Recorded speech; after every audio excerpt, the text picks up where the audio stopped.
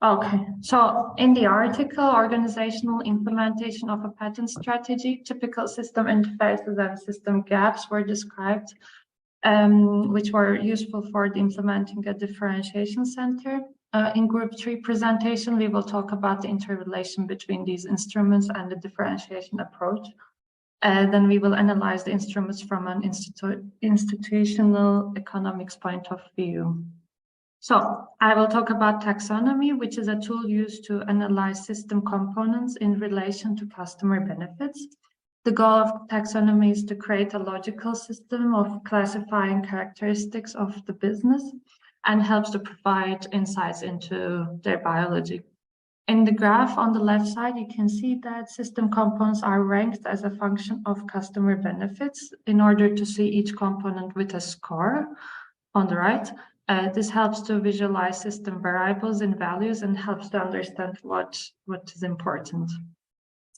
This is an important tool in a differentiation center because it helps researchers to differentiate between different types of features and system components and customer benefits, basically. By understanding the characteristics that are shared by different structures, researchers can better understand their property, behavior, and functions. This knowledge can be used to identify new targets for drug development, to design more effective therapies, and to develop new diagnostic tools. The use of taxonomy in different centers can also help researchers to identify similarities and differences between medical approaches, which all provides into the evolution of new technology. So in summary, I would say taxonomy is a powerful tool for organizing and classifying organisms based on their shared characteristics, and it's an important tool for a differentiation center to use in order to understand the properties and functions. So I leave the floor to Country. Luca. Oh, okay, Luca. Okay, I will talk about the monitoring of the competitive environment, a monitoring that has been to be done, linearly done, starting from the beginning. So understanding, first of all, if what we want to develop is really unique, not only, but also to take advantage of what's already done by competitors. If, for example, there are some features in the competitive product that we like, we may want to integrate, and by chance they may not be protected well by patent, lapsed patent, or not proper patent, or basic patents lapsed. So also the possibility to integrate features. Once we are capable to develop a new product, new feature, a unique selling proposition. Also, we need to monitoring if, and also we have put in place a patent strategy. We have to check if what we have done is really proper with the agency theory. So if really what we think is are the unique benefits are really unique, or if there are some products copying or alleging offering the same or similar features. And this, of course, will align asymmetries between communication also to the public, or to management. We have something unique and that's not unique. And the property right theory, because maybe what the competitor does is that they are infringing our patents. So, of course, we can say that we have a unique selling proposition, a unique feature, and we have patent coverage if we are willing to enforce. Otherwise, it's better to license them. Otherwise, there will be just a burden or a cost, because patents has to have a meaning, and that meaning has to be put in place, and to put in place where there has been to be a monitoring. That's it for, so the concept here, sorry, just go back a little bit, is that this process has to start from the beginning and not finish with the launch of the product, but continues until we made this product, or at least when this product is still relevant. I would say a star. That's it for my part. Yes, and now we go to question 3 to explain how the portfolio management should be designed in a differentiation center and analyze the benefits of a comprehensive portfolio management using the agency theory. So with regard to the design of portfolio management, it requires a common understanding of IP-related benefits and effects among the different business functions, such as marketing, R&D, product management, and IP. And the criteria for portfolio analysis must be operationalized based on the objectives of the IP strategy, and it must be documented by means of measurable and easy to understand the performance indicators. So move on to the next. In order to analyze the benefits of a comprehensive portfolio management using the agency theory, it may be worth to remind that the agency theory explains and designs the relationships between contracting individuals with asymmetric information, where with hidden characteristic, hidden action, and hidden intention. So with a comprehensive portfolio management, it offers the integration of the various stakeholders in the company, and that could lead to reduce information asymmetries. And then the use of objectifying KPI, the key performance indicators, prevents opportunistic behavior in portfolio management. So that's all for my part. I will leave Lionel to present the next question. Yeah. So it will be Vincent. Another tool and activity, and which is very important and key to the objective, is synthetic inventing. So we would create inventions generated from the need of protection of the various benefits by exclusifying the technical means for that. And we would have workshops in order to generate these inventions, which would be organized according to a methodology. There are different methodology that can be applied. One of them is IEOU in French. But it must be really well prepared and structured in order for it to be effective. One advice can be to have a project manager organizing it, while other stakeholders that are necessary, like the IP managers, the technological persons, and market persons who are in charge of creating would exchange. But the structure should imply a program of the activity. Like, for example, we will brainstorm, and at the end of the activity, we will rate the ideas according to their potential on market, legal impact, technical feasibility, and so on, for the output of this activity to be concrete and activable. And also the form can be discussed. Should it be an invention disclosure, or what the form is, would also be organized. That will allow to create IP that is absolutely relevant, that will be integrated to the market views, also with the view of the market intelligence, the competitive current situations. And of course, we will need to set up who participates to those workshops, IP people, technologists, and anybody relevant. Maybe it can be relevant to hire a consultant for zones where we are not so comfortable with, a dentist, for example. And the IP people can participate in structuring and preparing the exercise. For example, saying, well, we will have one day dedicated to architectures with a mind that it's patent type 1 or 2, or data management, and also set up the limits of the discussions, saying, for example, here we are not bounded in a data management discussion and data management system. We're not bounded to the teeth.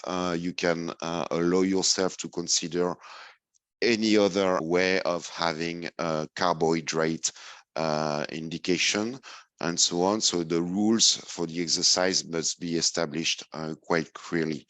The benefits of it from an economical standpoint, under the property right theory, you would create a very early protection, and you would exclusify the technical means that are useful for your business model, and you would ensure that you will not be copied, so somebody will not enter in your field of property, so that you can fully size and get the economical benefits you expect from your business model.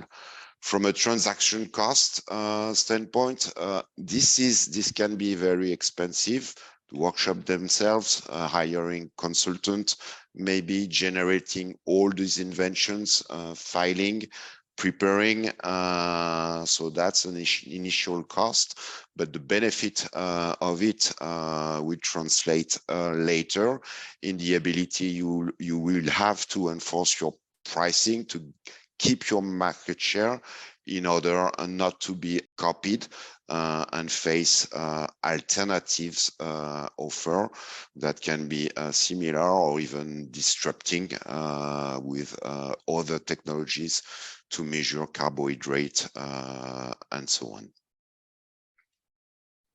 I will give the floor to the next speaker. That would be me. So I shall attempt to explain how IP management should be linked to the instrument called technology roadmap process within a differentiation center, And then we'll analyze from an institutional economics perspective why such a procedure makes sense, considering in particular the property rights theory from the institutional economics perspective. Let's talk roadmaps, not GPS, but actual old school roadmaps, those huge colorful pieces of paper, which you unfold on the hood of your car, and then you take your finger and you trace your route on it and actually consciously perceive the different steps, stages, towns, cities you will visit along the road to your destination. Your destination in this case is commercial success. So a technology roadmap would be a plan that outlines the development path of the technology over a given period. And it is a useful tool for aligning technology development efforts with the business objectives, the market demand, and the resource availability.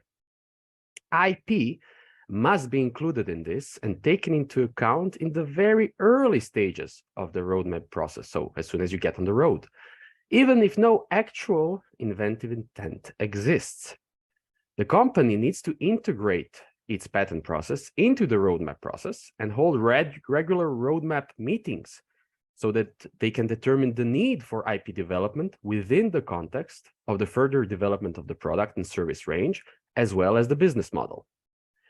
This requires certain competencies and resources within the roadmap team, markets, technologies, IP. In addition, a certain degree of technological understanding to the possibilities offered by IP must be given to define the claims for future market positions as early as possible. From an institutional economics perspective, such a procedure actually makes sense because it aligns with the property rights theory. The property rights theory emphasizes the importance of clearly defining and enforcing property rights to encourage innovation and economic growth. So in the context of technology development, property rights are embodied in the various forms of IP. By linking IP management to the technology roadmap process, this company can ensure that the property rights associated with the technologies are properly defined from the very beginning.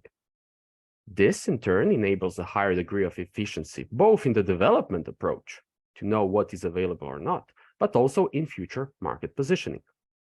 So, the early creation of IP alongside the roadmap can help to minimize other negative external effects for the company from potential knowledge spillovers during the R&D process also.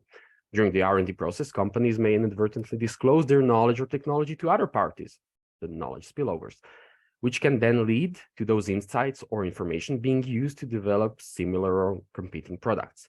So by establishing clear property rights on the knowledge from the get-go, the risk of spillover consequences are lowered. In summary, linking IP management to the technology roadmap process is crucial because it helps to ensure that the technologies developed are properly protected and leveraged for commercial success from the earliest stages of the development process, thus incorporating the property rights theory of institutional economics. And now I will give the floor to Thorsten for the topic of employee invention remuneration. Thanks. So the question in this final slide was, why should there be also inventor remuneration for synthetic inventions? So as we have learned 2 slides back, so synthetic inventions are those inventions which do not necessarily cover the commercial product, but which are still of relevance because they cover the broader space and the other competitive advantages of our product or our technology. But they don't cover like the commercial part, and usually in most companies the inventor remuneration is associated with the fact that you only get inventor remuneration when the product is commercialized. So meaning the general assumption would be that people are more interested in cooperating and being inventors and of course filing patent applications that cover the commercial product, and they would be less incentivized on working on the synthetic inventions, which are still very important, of course, for the company, but which are not directly linked to the specific product and accordingly would not yield inventor remuneration. So how to deal with that problem in the agency theory aspect? Then, of course, in this context, the principal is the company, and then the agent would be the inventor or the person who is part of the inventive process. And then we assume in this concept that there are hidden characteristics, hidden action, and also hidden intention. I mean, hidden characteristics would not apply here because the company should know whom they hired, but of course there could be hidden action or hidden intention in the sense that it's generally assumed that the inventors would not be so much incentivized to work on these synthetic inventions. So probably they would not start in the beginning in joining in those workshops, or probably later in the course of prosecution. They would not deliver certain details. So in the end, probably we would just have synthetic inventions, but we could not get them to grant. So there must definitely be also an incentive for the inventors of the synthetic inventions, and there should be inventor remuneration. So on this slide, there are no details, of course, on how to do it, so the company can think about that. But definitely it's an advantage for the company to also give compensation or inventor remuneration for those inventors who are taking part in the synthetic invention. Then when it comes to transaction costs, of course, it will imply transaction costs from the beginning for the company. But if they pay those costs, meaning the inventor remuneration to the colleagues, then I mean that probably could prevent later external transaction costs. I was thinking a little bit about what these external transaction costs could be later, but probably something like if we have a huge portfolio with a lot of synthetic invention, we can avoid later transaction external transaction cost in the sense of that we don't have to invalidate patents of competitors or something like that. So I'm not completely sure what kind of external transaction costs could be avoided, but probably we can still discuss that, or someone has an idea in that respect. And I think that's it for this presentation. Thanks.